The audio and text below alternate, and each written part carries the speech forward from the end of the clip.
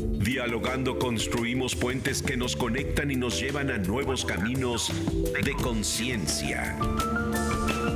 La entrevista. Equilibrio. Gracias por regresar con nosotros. Ay, mira, espérame, déjame saco de cena estas papas. Pues es que uno se... Ya párale. Es que en la Navidad estamos empezando a hacer el relleno. Hay que echar tantita alfombrita porque pues hace frío. Bueno, en esta nueva normalidad tenemos que tomar en cuenta la educación. Y la educación ha traído consigo una serie de cambios que no sé si nos gustaría que mantuviéramos o no sé si me gustaría que se adaptaran a lo que ya será una nueva normalidad permanente. Rodolfo Bello, te saludo, eres consultor en educación. Hola, ¿cómo estás, Pedro? Qué gusto saludarte. Un abrazo. El gusto es mío, Rodolfo. Veo, tú sí estás navideño, ¿eh? ¡Eso! Tú, o sea, aquí nos hace falta... ¿Y mi back navideño? Nada, Gerardo. Hijo Gerardo. Oye, mi querido Rodolfo, la nueva normalidad nos ha traído a un nuevo modelo educativo. Es correcto. Un nuevo modelo educativo que es a distancia, a través de Zoom, sin estar con un maestro presencial. Esto cambia una modalidad de estudio y de evaluación. ¿Cómo ves las cosas? Primero, danos tu primer acercamiento a este nuevo modelo. Es un cambio radical, muy fuerte, muy intenso. Muchas universidades y muchas escuelas iban avanzando. Realmente la educación a distancia ya lleva mucho tiempo, pero el grueso de los educadores de las escuelas no le habíamos entrado. Hay universidades y hay colegios que llevan un rato, pero la verdad el grueso no le habíamos entrado. Y con la pandemia tuvimos que entrarle. Y le entramos a una realidad, en lugar de estar en las aulas, estamos en la pantalla.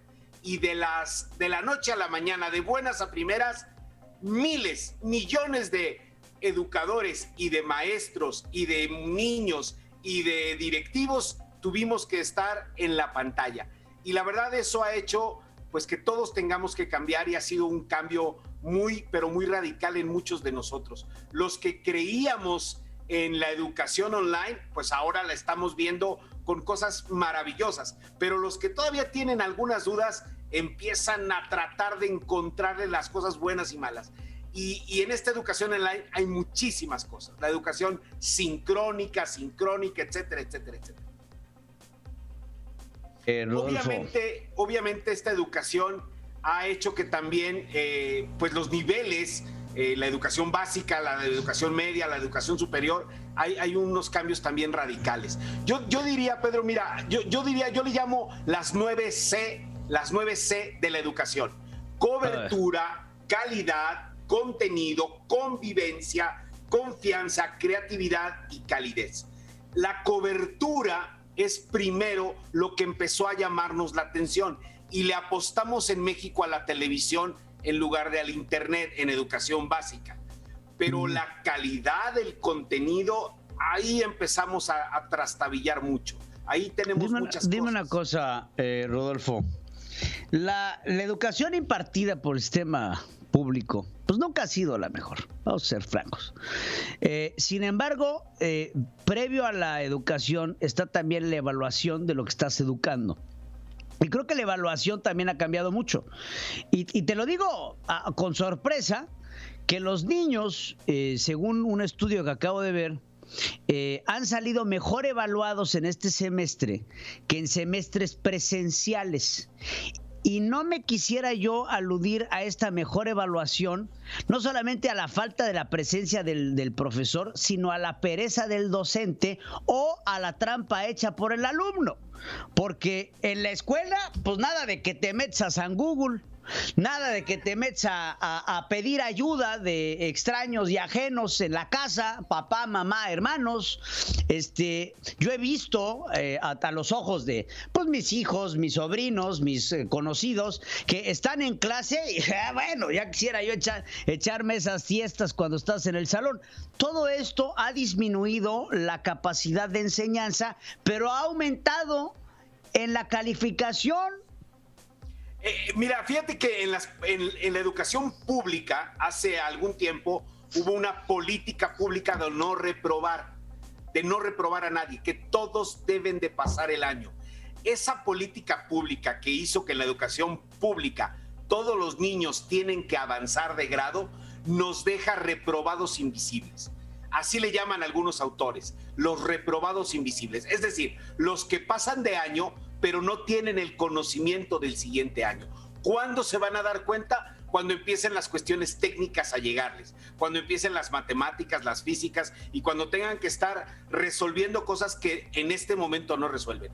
En la educación privada hay una combinación y efectivamente sucede lo que tú dices. Hay un desgaste en la juventud, hay una pereza también en algunos educadores, hay muchas cosas que están haciendo que la interacción, que es bien interesante, fíjense, es súper interesante la interacción, aunque por internet pudiéramos pensar que hay más interacción, pareciera que por la convivencia hay menos y pareciera que hay más oportunidad, por ejemplo, de esto que dices tú, de esto que hablas, que son pues los desencuentros, los desahogos, las deshonestidades, el estar utilizando el Google y otras cosas para hacer pensarle al profesor que estás avanzando en la educación y no necesariamente.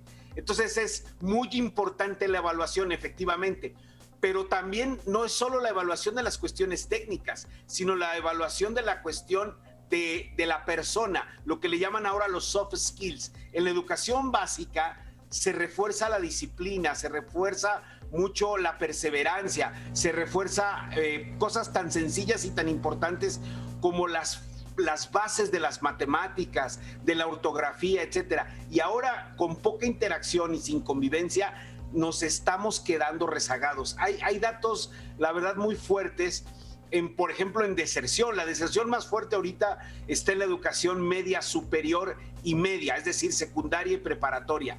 Los niños de primaria los sientan frente a una pantalla, los dejan ahí, pero no hay quien les esté dando seguimiento, no hay seguimiento. Están reclutados, están recibiendo información, pero no hay retroalimentación. Y los niños de educación superior y media superior están abandonando la escuela para ayudar a sus padres a trabajar, a llevar sustento a la casa, etcétera. Entonces, este año es un año muy difícil, es un año en donde las consecuencias las vamos a ver en el futuro y las vamos a ver cuando empiecen a llegar esos jóvenes a los siguientes niveles y no tengan las bases técnicas. Rodolfo, ¿ves elementos de esta nueva normalidad que se vayan a quedar a posteriori de la pandemia? Sí, claro, por supuesto que sí. El contenido, por ejemplo, hablamos de contenido. El contenido existe y lo tenemos en muchos lugares. Entre ellos, por ejemplo, es Google, pero también lo tenemos en YouTube.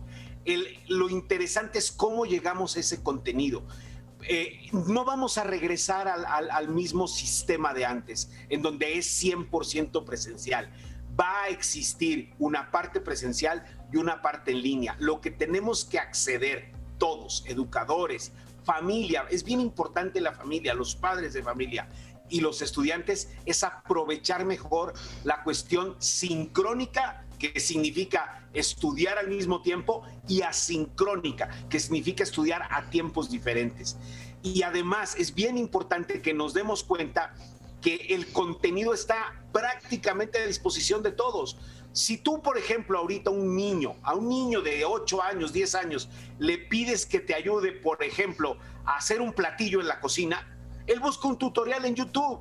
No está esperando que un profesor lo busque. Entonces, él sabe buscar el tutorial, sabe encontrar la información y sabe utilizarla. Eso ya no lo había dicho Sugata Mitra con El hoyo en la pared, un gran educador hindú, hace 10 años. Puso una computadora en una pared en un barrio muy pobre en la India y se dio cuenta lo que hacían los niños sin saber inglés.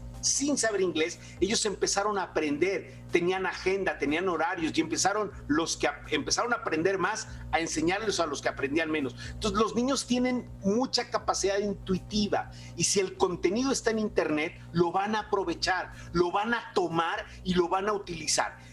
Me toca a mí, sistema educativo, me toca a mí, profesor, saber utilizar esa intuición de los niños, esa energía, ese entusiasmo para aprovecharlo. Tú ves a los niños en los videojuegos y están prácticamente todo el día y ahí aprenden cosas, seguramente aprenden cosas.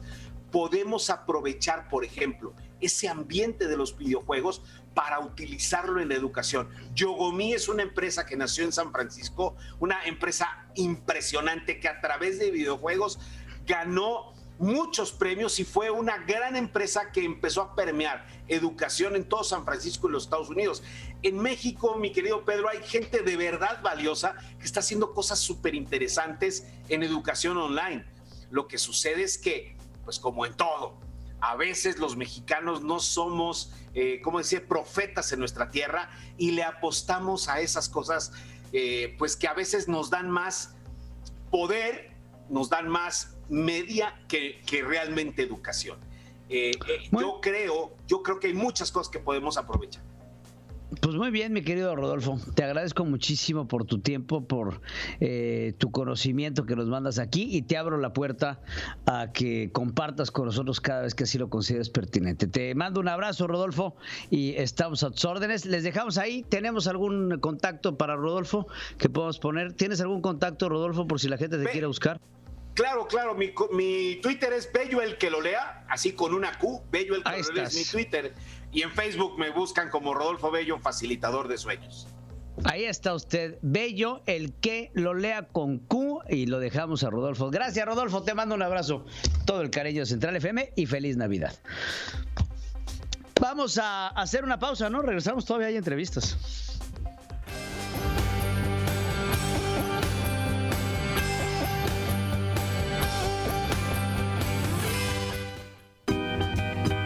www.centralfmonline.com